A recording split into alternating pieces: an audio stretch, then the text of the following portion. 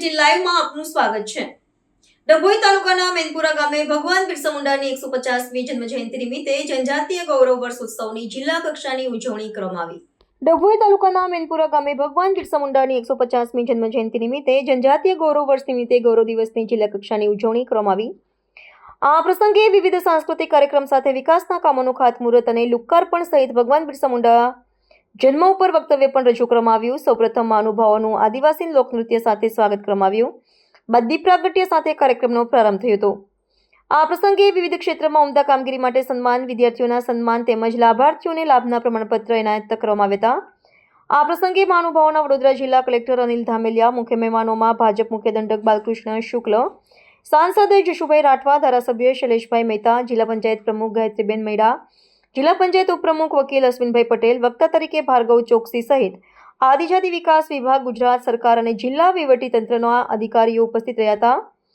મોટી સંખ્યામાં વડોદરા જિલ્લાના આદિવાસી સમાજના લોકો સહિત આગેવાનો ઉપસ્થિતમાં ભગવાન બિરસા મુંડાના 150મા જન્મદિવસ નિમિત્તે જનજાતીય ગૌરવ દિવસની જિલ્લા કક્ષાની ઉજવણી ડભોઈના મેનપુરા ખાતે કરવામાં આવી હતી।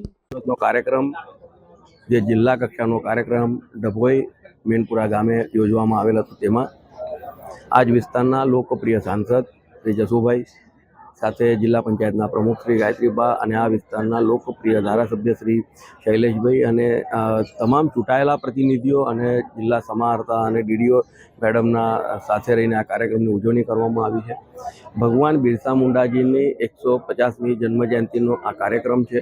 એ કાર્યક્રમ આખા ગુજરાતમાં જ્યારે થઈ રહ્યો છે ત્યારે 20 જેટલા બિન આદિવાસી જિલ્લાઓમાં અને 14 જેટલા આદિવાસી જિલ્લાઓમાં આ કાર્યક્રમનું આયોજન કરવામાં આવ્યું છે અને આ જ પ્રકારનો કાર્યક્રમ આવતીકાલે એટલે કે 15મી નવેમ્બરના રોજ ડેડિયાવાડામાં વડાપ્રધાનશ્રીના હસ્તે રાષ્ટ્રીય કક્ષાનો જ્યારે કાર્યક્રમ થવાનો છે ત્યારે આજના દિવસે ભગવાન બિરસા મુંડાજીના આ જન્મજયંતિ નિમિત્તે હું તમામ આદિવાસી સમાજને, તમામ જનતાને એમના હૃદયપૂર્વકથી ખૂબ શુભકામનાઓ પાઠવું છું અને એમના જીવનનો જે એક મૂળ મંત્ર હતો કે સ્વાભિમાનથી રહેવું, બધાને સમરસતાથી રહેવું, આ જે મૂળ મંત્ર છે મને લાગે આપણે બધા જો જીવનમાં ઉતારીએ તો એમને જે કામ કરેલું છે એને આપણે સાચી શ્રદ્ધાંજલિ આપી શકાશે।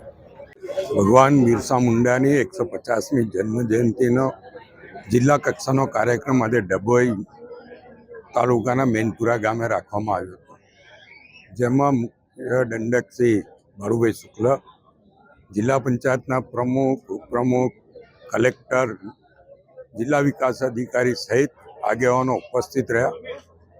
જે રીતના બિરસા મુંડાનું જીવન ખૂબ જ યુવાન વયે એમનું અવસાન થયું, પરંતુ એમણે જે આદિવાસીઓમાં જાગૃતિ લાવી, અંગ્રેજોની સામે જે લડત ઉપાડી અને જમીન અને જંગલ પર આદિવાસીઓનો અધિકાર છે એ વાત એમણે જે ઉઠાવી હતી, આજે પણ એ વાત સાચી પુરવાર થઈ રહી છે અને આદિવાસીઓના જીવનમાં જાગૃતિ લાવવાની મિશનરીઓ દ્વારા જે એમને ધર્મ પરિવર્તન કરાવવાના પ્રયત્નો તે વખતે પણ થતા હતા, આજે પણ કરવામાં આવે છે। ત્યારે તે વખતે એનો વિરોધ કરીને ભગવાન બિરસા મુંડાએ આદિવાસીઓને સનાતની ધર્મમાં જ રહેવા માટે જે શીખ આપી હતી એની આજે પણ એટલી જ આવશ્યકતા છે। ત્યારે આવતીકાલે ભગવાન બિરસા મુંડાની 150મી જન્મજયંતિ ડેડિયાપાડા ખાતે માનનીય વડાપ્રધાન શ્રી નરેન્દ્રભાઈ મોદીની આગેવાની ઉજવાઈ રહી છે।